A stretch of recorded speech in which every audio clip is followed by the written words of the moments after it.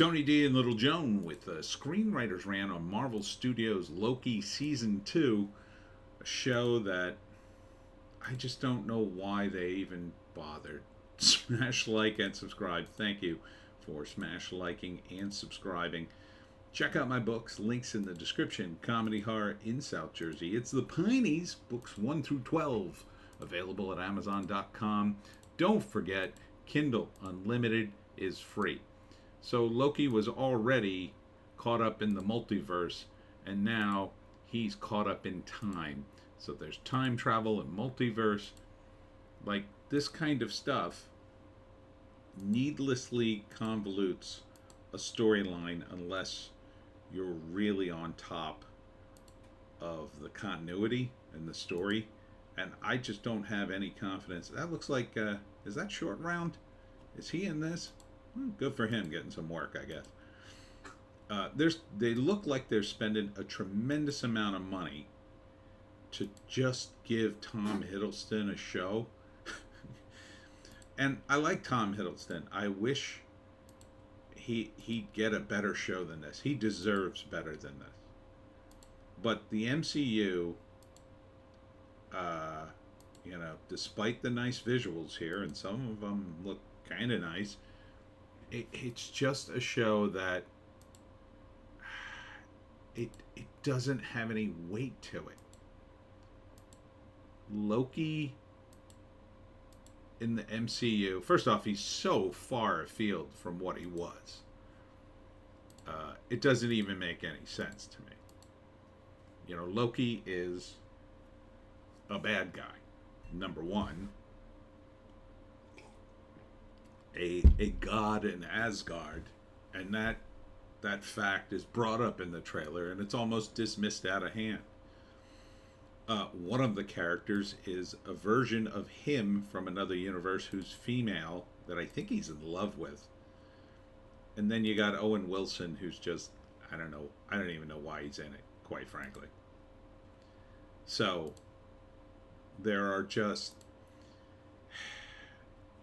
everything is built on a pile of sand in this. You know, it's based on all these institutions and things that happen in other universes, you know. And meanwhile, the universe you're trying to follow is just, in my view, it's just shook apart. It doesn't make any sense. And of course, they've reduced it to this weird sort of Brazil-like,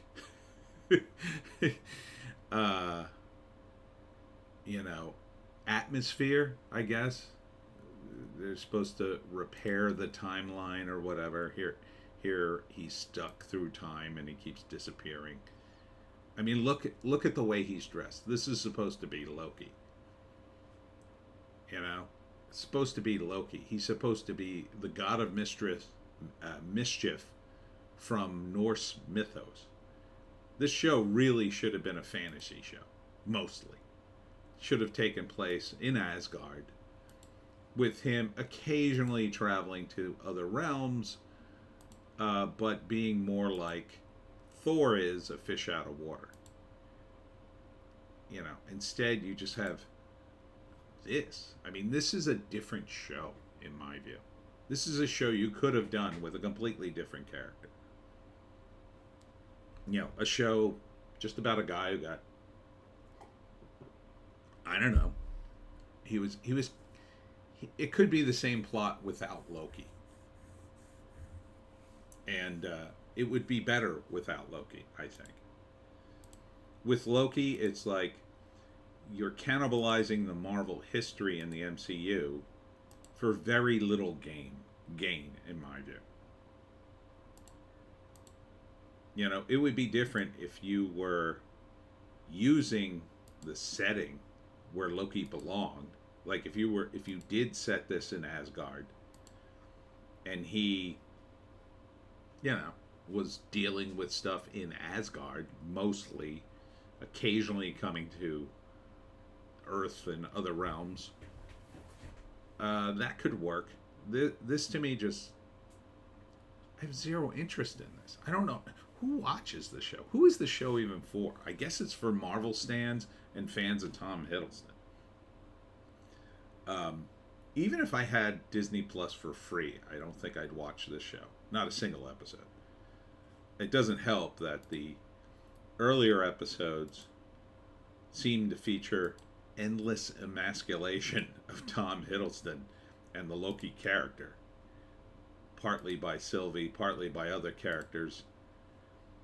Now, it seems like they're kicking up the action a little bit, but again, the stakes don't make any sense when you incorporate time travel and the multiverse, and you're constantly doing that.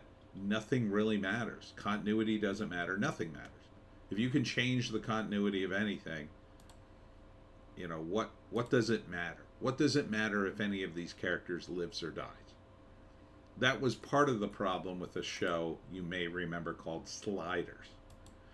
After a while, Sliders started to lose some of their main actors, and so, I don't know, I guess they switched to a cheaper mode of making the show, and so the main actors kind of left, and then they were replaced by alternate versions of the same characters. Which was kind of a shame, because the Slider show actually was kind of neat when it first started. It was another example of a show that had big ambition, but it couldn't quite live up to its premise. This show sort of borrows from that, I think, and never, in my view, gets to a point. You know, what is the point of developing a character like Loki? He's a god, an immortal god. Gods really don't evolve as characters. They're too timeless. They're too long-lived. It doesn't process, right? When people have a lifespan of so many years, they change over a period of time, partly because of their age. They learn new things. They gain wisdom, and you know, they may see the end and have to resolve certain things with their family, with themselves. Gods just don't have that. They're disconnected from humanity in that respect. Loki probably shouldn't be the focus of any show, but if you were going to focus on him, what you could do is, you know, have character development mostly around other characters he interacts with. Or, you know, you could have a good time as opposed to this dreary nonsense that comes out of the MCU. Everything's dark. There's going to be a war. Here's Kang. Everything's just dark. You know? And the fun happens within this giant bureaucracy. I think some of the people at Disney are just, they're kind of obsessed with their own specialized things. So you've got set designers and costume people, and you know, they're doing these cool things. I mean, look at that. That's a cool visual. You know, this church or whatever it is coming apart. But ultimately, it just doesn't jibe with Loki, in my view. Loki is like, at best, a medieval type god who should exist mostly in a fantasy realm, occasionally interacting with the Marvel heroes to become their foil for his own amusement. You know, this is we're supposed to side with Loki on this, and that's really problematic from a writing standpoint. He's not a good guy. And even if you say, well, we've made him a good guy, well, then you've already unraveled the Marvel Universe. You've unraveled one of its major villains. For what? For what gain?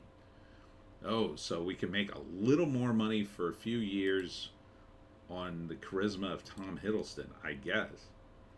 You could have done that anyway and kept Loki in the realm of being a bad guy. Yeah, he's not the worst, you know. You don't want to make him a homicidal maniac or anything like that, but At least you could make him a fun foil. At least he could have fun on this show, with his godlike power. And maybe you could develop other characters from Valhalla instead of developing a bunch of. I don't even know what these characters are. You got Kang. Yeah, he's a character from the MCU. I don't know who Short Round is, or Mobius, or any of these guys. It's Sylvie. It doesn't make sense to even invest in them. You have literally hundreds of IPs, hundreds and hundreds of them, Disney, from Marvel. There are dozens of characters just from Valhalla that you could have used in this show. Some of them have already appeared in movies.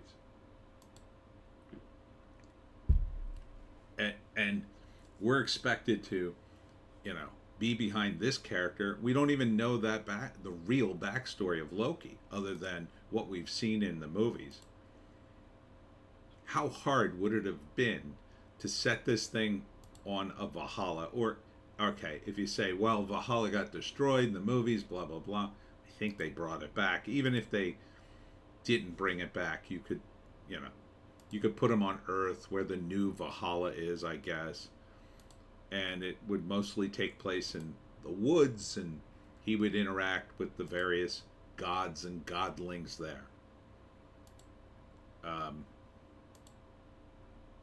That was another big mistake in the MCU, destroying Valhalla. Big mistake. Huge mistake. These guys want this stuff to last, these IPs to last and last and last, but they make these rookie mistakes like, well, let's kill this character. Let's destroy this, world. Let's destroy all the side characters. That's kind of what props up the main characters. What propped up Thor and Loki and the other characters in the comics was their great, starts October 6th, by the way, was their great supporting cast. They're fun. They're interesting. This supporting cast, I like Owen Wilson, but he's just Owen Wilson. He's always kind of just Owen Wilson, but it doesn't even suit his shtick, really. It would have been fun to put Owen Wilson in like a Robin Hood type outfit and make him a dashing hero in Valhalla, one of the many gods or godlings. And maybe he's Loki's buddy, maybe he's not.